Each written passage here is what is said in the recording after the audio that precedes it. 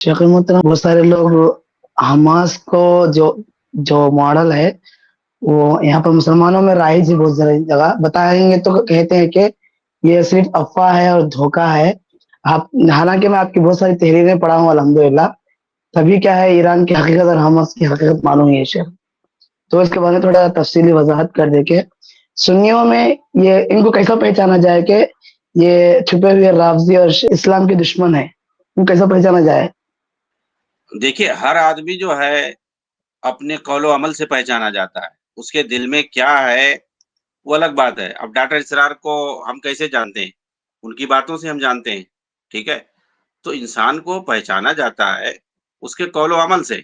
वो जो बोलता है, जो करता है, उसकी एक्टिविटीज़ से या जो लिख कर जाता है, इन्हीं सारी चीज़ों से। अब ये इख़्वानी जमात का हिस्सा है, ये तो बिल्कुल वाज़ेह है। ये इनका खुद इकरार भी है। और ये कुछ भी मसला होता है, तो अपने ईरानी आका के पास भाग करके वफ़द की शक्ल में जाते हैं, वहाँ खुशखबरी सुनाते हैं, सारी चीज़ें। और ये बोलते हैं कि हम जो है, हमारे वही सब कुछ हैं। और खुमैनी को, उस मरदूद को, ये लोग जो है उसके लिए दुआएँ करते हैं और उसकी जब भी बरसी होती है, उसकी बरसी मनाते हैं। और जो कासिम सुलेमानी जो लाखों सुन्नी मुसलमानों का जिसने कत्ल किया है, इराक, अफ़गानिस्तान और दूसरे सीरिया, दूसरे मुल्कों में उसकी जो है ये लोग बरसी मनाते हैं, उसका जनाज़ा पढ़ने के लिए जाते हैं और उसको शहीद बोलते हैं, तो इन लोगों को शर्म नहीं आती है। और बाकायदा इन लोगों का बयान है हमासियों का कि खुमैनी का हम रूहानी बेटे हैं हम लोग। खालिद मिसाल का बाकायदा बयान है, तो इसमें तो कोई शक है ही नहीं कि ये इधर जो है फ़िलिस्तीन को तबाह करवा रहे हैं। इनकी क्या औकात है भई? इसराइल की फ़ौज के सामने इनकी क्या औकात है? कोई औकात नहीं है इनकी। लेकिन जो है ये टक्कर लेने की जो बात करते हैं, इनको बाकायदा इस्तेमाल किया जाता है। सिर्फ़ इस्तेमाल किया जाता है। उधर तबाही फैल रही है, पूरे गज़्ज़ा को तबाह किया जाता है और इनकी तरफ से मुकम्मल खामोशी रहती है। और ये कैसे ईरान में वफ़द की शक्ल में जाते हैं, वहाँ जाकर के कहते हैं कि हम जो कामयाब हो गए आपके आशीर्वाद से और जा कर के चूमते हैं, उनको जो है मुआनका करते हैं और बोलते हैं ईरानियों से कि हम जो है हमें फ़तह हासिल हो गई और आप लोगों की जो है बरकत से, आप लोगों की जो है दुआओं से हम लोग जो है अपने मकसद में कामयाब हो गए। कौन-सा इनका मकसद था? ये कौन से अपने टारगेट में कामयाब हो गए और ये बबागे दाल कहते हैं कि इसराइल जो है हम हमारा कुछ नहीं कर सका, हमारी क़यादत को उसने ख़त्म नहीं किया, हम लोग अपनी जगह पे बाकी हैं, हम लोग कामयाब हैं अपने मकसद में। तो ये समझना चाहिए पब्लिक को ना कि इनका कौन-सा मकसद आखिर था। गज़्ज़ा तो तबाह हो गया पूरा, तहस-नहस हो गया, लाखों लोग मारे गए, लाखों लोग बेघर हो गए, कितने बच्चे य कितने बच्चे जी। यतीम हो गए, कितनी औरतें जो है बेवा हो गई और पूरा तबाह हो गया, ज़िंदगी तबाह हो गई। एक खूबसूरत शहर था, समझ रहे? वैसी लाइफ़ जो है हमारे ख़्याल आलमे इस्लाम में वैसी सिटी मुश्किल है कोई मिलेगी। उसकी पुरानी सिटी आप जी। उसका नक्शा देखो जा कर के, तो पूरा इन्होंने वीरान कर दिया। तो इस वीरानगी के बाद वो कह रहे हैं कि हम जो है कामयाब हो गए अपने मकसद में, हमारी क़यादत को ज़्यादा नुकसान नहीं पहुँचा है। इसराइल जो है अपने मकसद में नहीं कामयाब हो पाया, हम जो है कामयाब हो गए अपने मकसद। तो सवाल ये बनता है ना कि उनका कौन-सा मकसद था?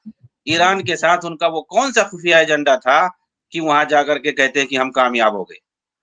हैं? असल जो लड़ाई होती है दुश्मन से किस लिए होती है भई? रियाया को बचाने के लिए, मुल्क व मिल्लत को बचाने के लिए होती है। ये किसको बचा रहे थे? छोड़ कर के हुँ। अवाम को दुश्मन के सामने अपना जो है सुरंगों में जाकर के छुप जाओ, चंद यहूदियों को हुँ। लेकर के उनको पालो-पोसो और उनकी जो है मेहमान नवाज़ी करो, यही किया इन्होंने। 2 साल से यही तो कर रहे हैं। उनकी मेहमान बिल्कुल। नवाज़ी कर रहे हैं, उसके बाद 1-2 को छोड़ते हैं, वो हँसते और जो है लिपस्टिक लगा कर के लड़कियाँ होती हैं तो निकलती हैं बाकायदा सूट-बूट में। कहाँ वो सब उनको मिलता है जेल में, वो सुरंगों में उन जो है यहूदी लड़कियों को जिनको बंधक बना के रखे हैं, जब छोड़ते हैं वहाँ से तो वो जश्न मना करके निकलती हैं बाकायदा। ऐसा लगता है कि 5 स्टार होटल में रह रही थी और पूरा जो है वो कहीं स्टूडियो से बन-संवर करके आई हुई हैं और उन लोगों को बाकायदा हाय-फ़ाय कह कर के निकलती हैं, गले लग करके। तो वो जो है सुरंगों में बैठ कर के यहूदियों की हिफाजत करते हैं, उनको खिलाते पिलाते हैं। मैं तो समझता हूँ वहाँ पर बाकायदा 5 स्टार होटल की तरह से उनके लिए पूरा इंतजाम होगा कि तुम ऐसे करो, और उसी का बहाना बना करके हम पूरा फिलिस्तीन तबाह करेंगे। तो ये सारे, अब मतलब बिल्कुल वाज़ेह सारी चीज़ें हैं, फिर भी उसमें पूछने की क्या ज़रूरत? तो ये सब ईरान, इसराइल जो इन एजेंटों को इस्तेमाल करके पूरा तबाह कर रहे हैं। आलम इस्लाम के खिलाफ जी इनकी सारी जो है सरगर्मियाँ हैं। अमेरिका जो ऊपर से साथ दे रहा है।